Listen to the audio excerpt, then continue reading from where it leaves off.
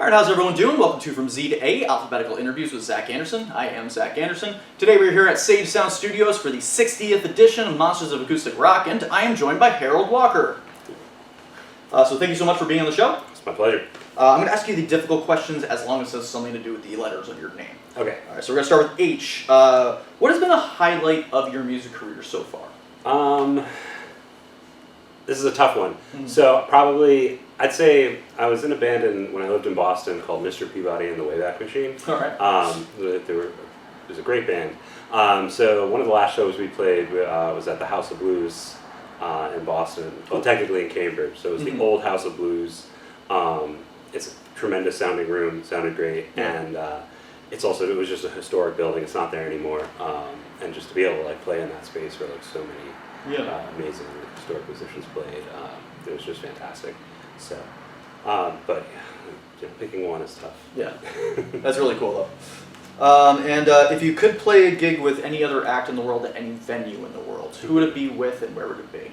This is a tough one, but my gut is always Prince, and that's what I gotta go with. And I'd have to say it'd have to be at First Avenue in Minneapolis. That'd be cool. Yeah. Yeah, I mean, with Prince, yeah, definitely. I couldn't hang at all, but I'd just be like, it'd be cool. I'd still go to that show. Yeah. Do you have anything that's required of you to do in order to get ready for a gig? Do you have any pre-show rituals? I don't have anything specific. I'm really happy if I can get to a gig early or on time. It's good. Yeah. But I find driving in a lot of ways relaxing. Okay. The drive tends to kind of be the thing that I use to kind of chill out as the music, and kind of get into different headspace. Nice. Yeah. And when it comes to set list order, do you tend to meticulously plan things out ahead of time, or do you just wing it, change things up on the fly depending on how people react to certain songs? Yeah. So sometimes I meticulously plan out set lists and then forget them, and then have to just make it up on the fly. Yeah. It really depends. So it kind of depends on the gig. I planned tonight's. Wasn't that meticulous, but sometimes you read a room, or you just you're in a moment. You're like, you know what, I want to play this song, or I would just rather play this one now. I don't want to wait to play this song. Yeah. So yeah, I don't know. It's chaos, I guess. Yeah. And what themes or topics do you tend to write about in your songs? I jump around a lot. I tend to write a lot about the things that I love, and then things that I've absorbed and been obsessed with. So, I've got the song that I released this year, "Bad Motivator," is it's about Star Wars. Yeah. But it's really about unrequited love, and two people, one person being in love with somebody who's just on a different path. Which is something that anybody can relate to. I'm just using characters from Star Wars to do the same thing. I do that I've got a song with that's Scooby-Doo related, and it kind of does a similar thing. Yeah. But I also write songs about the end of the world and future horribleness. Excellent. Gotta love that. But how do you describe, if you could describe your style of music in 2 words, what would those be? I decided that I would describe my music as progressive folk. Okay. Or prog. Yeah. I see it. Definitely. Yeah. All right. And I like to end all my interviews with 3 interesting or random facts about yourself that many people may not know. This is tough. People know a lot of really embarrassing things about me. One thing is that I'm a really big Spice Girls fan. All right. Do you have a favorite? Sporty Spice, for sure, yeah. I drove in a blizzard to go see them in Hartford. Nice. I touched The Ultimate Warrior. Okay. This hand. It was awesome. Survivor Series. Nice. And I can't watch the end of The Many Adventures of Winnie the Pooh without crying. It's just... Understandable. Yeah, sometimes I just stop it. Yeah. I totally get that. Well, thank you so much for being on the show. Oh, it's an honor. Of course. And if you want to check out Harold, please visit the link below, and now we'll cut to a performance from Harold. So thanks again. See you soon.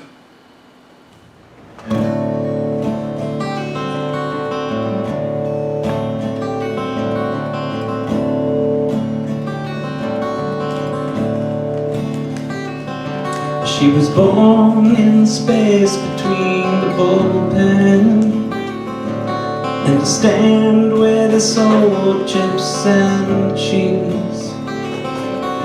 She learned to be a kitten underneath the right field bleacher seats.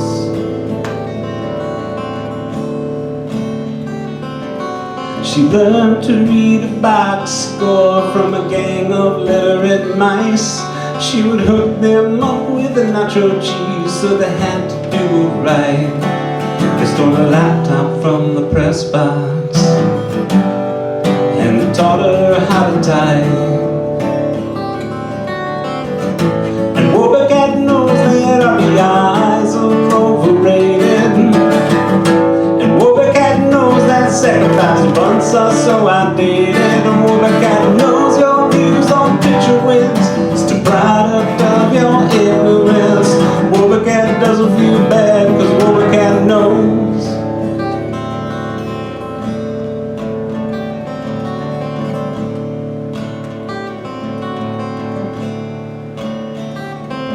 She started following other teams and joined a fantasy league and poured herself into the research, checked Pacoda, consulted Zips, and of course her favorite player turned out to be named after fish.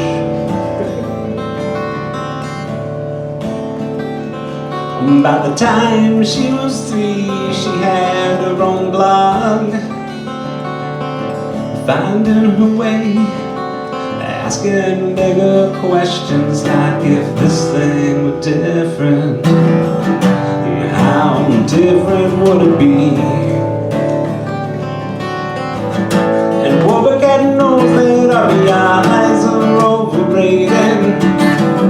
And Wobecat knows that sacrifice bunts are so outdated. And Wobecat knows your views on pitcher wins is the product of your ignorance. Wobecat doesn't feel bad cause Wobecat knows.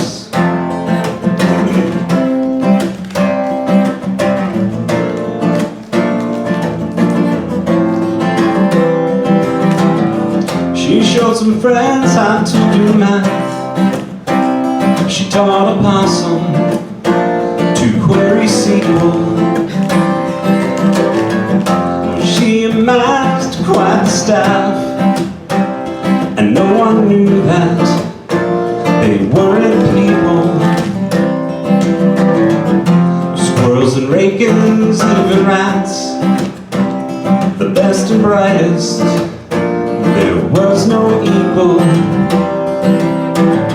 She never ceased to be amazed at how this game of ball always had more stories to tell.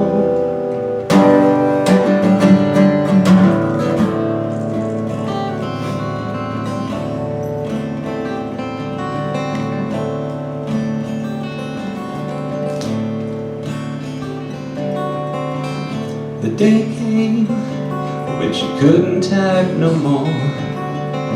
She closed her laptop, found a sunbeam on the floor. Her staff all stood in silence as she stepped into the light. The next morning there was only one post on the site, a eulogy for a leader, for the one that changed their lives. She'd fulfilled her obligation, yeah, and she hadn't gone all night. And Wobecat knows that RBIs are overrated. And Wobecat knows that sacrifice bunts are so outdated. And Wobecat knows your views on pitcher wins, just a product of your ignorance. Wobecat doesn't feel